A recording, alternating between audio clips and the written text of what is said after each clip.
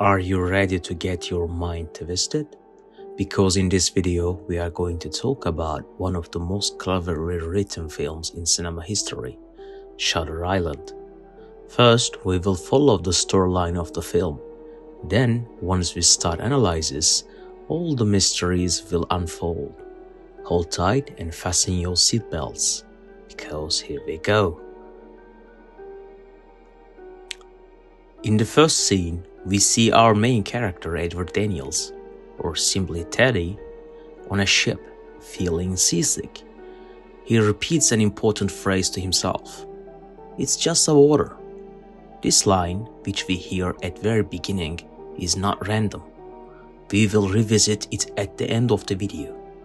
When Federal Marshal Teddy goes up to the deck, he meets his new partner for the case, Detective Chuck. Chuck notices Teddy is sick and asks, "You okay, boss?" Teddy replies, "I just can't stand water." It's already clear that he has a problem with water. The movie starts to get us used to this idea early on. While they talk, Chuck asks, "Are you married?" Teddy says, "I was," and explains that his wife died. As he says this, we see memories with his wife and then shots of the sea. Once again, the film is trying to tell us something. You will understand the water part later on. Chuck expresses his sympathy, and we learn that Teddy's wife died in a fire while he was at work. She was poisoned by smoke. Chuck offers him a cigarette.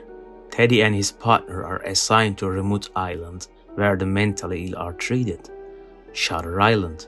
Even the name alone gives off a heavy sense of dread. When they arrive, they are greeted by guards who seem tense. Teddy notices and says, "Your men seem tense." The guard replies, "We are all tense right now, sir." That's our first sign that something is not right. As they walk, we learn the most dangerous patients are kept and treated on the island. Teddy and Chuck are investigating a missing patient named Rachel Solando, who had drawn her 3 children. Teddy feels a migraine coming on, likely due to the sea. Dr. Cowley gives him a medicine.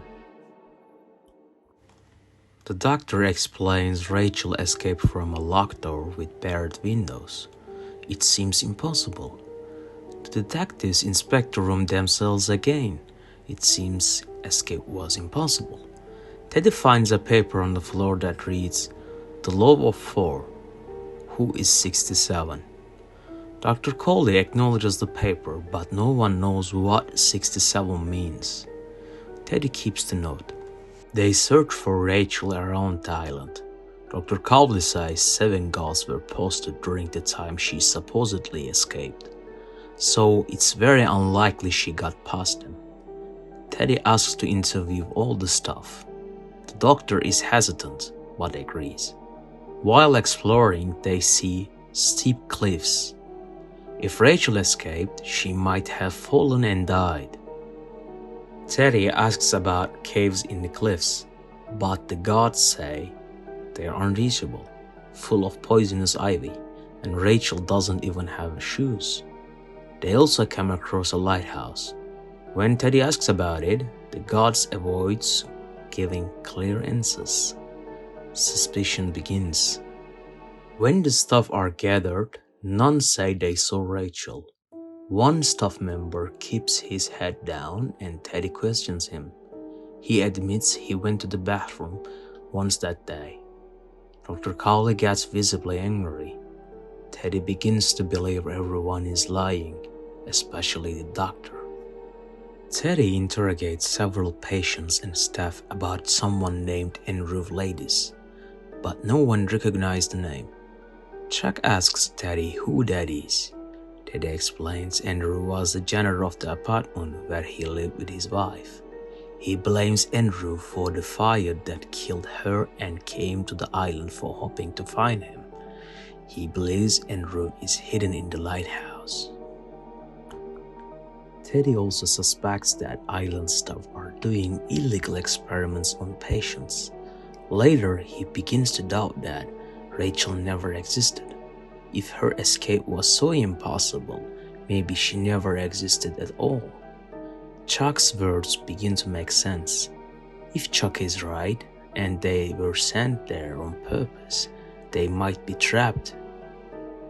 Teddy has become a prisoner of Shutter Island.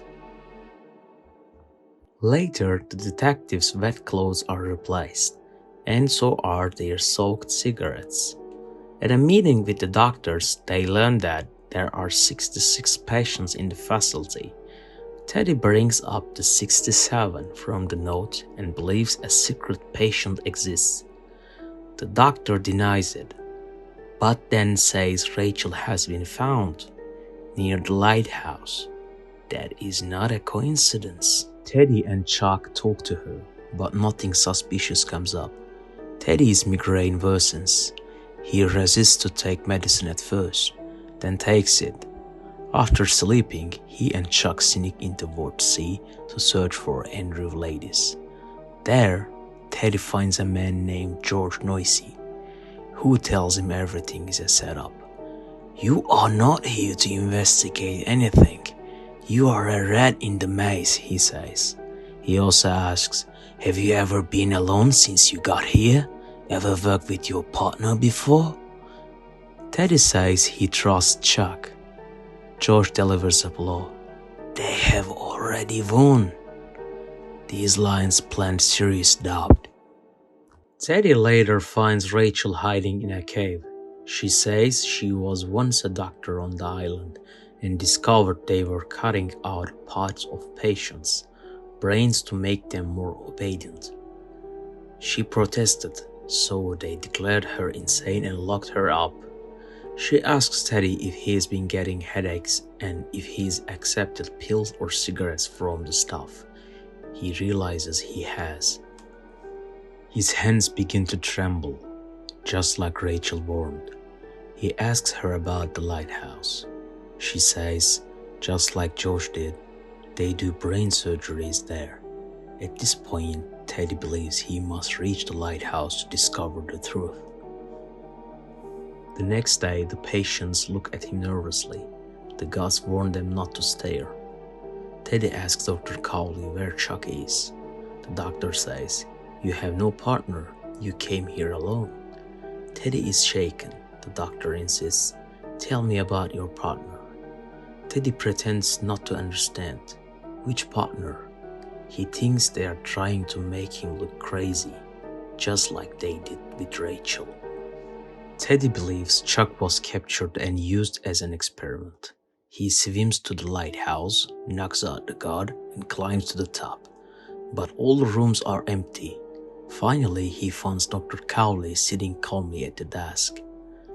This is the film's turning point. The doctor tells Teddy his gun is empty. It is. He also says the tremors and hallucinations aren't because of the meds. They are because Teddy hasn't been taking them. He's been patient for 24 months. Teddy is patient 67. Or should we say, Andrew Ladies? Yes, Teddy is an alias created by rearranging the letters of Edward Daniels. Rachel Solando is also an invented name, made from Dolores Chanel, his wife. The love of four refers to these four names. Andrew created a false identity to escape the trauma of what he did. When the truth is revealed, Andrew rejects it, but then Chuck walks in. He is not a detective, he is actually Dr. Sheehan, Andrew's psychiatrist. He has been pretending to be his partner this whole time to keep him safe. Everything we saw in the movie was part of a role play designed to help Andrew realize the truth. Andrew was once a United States Marshal, but he created a story in which he was a hero coming to the island to solve a case. Because the truth was unbearable, his wife, Dolores, had several mental illness and drowned their 3 children. When Andrew found them, he killed his wife. To escape guilt, he created the Teddy persona and the Shutter Island mystery. The water imagery throughout the film represents his trauma. From the seasickness to the line, it's just the water, to constant rain. Scorsese was giving us clues from very beginning. At the end of the film, Andrew finally accepts the truth. The doctors are hopeful, but Dr. Cowley is cautious because they tried this therapy once before, and Andrew reblessed. He had remembered, but the pain was too much, so he chose to forget again. And now we come to the legendary final scene. Andrew sits on the steps with Dr. Sheehan.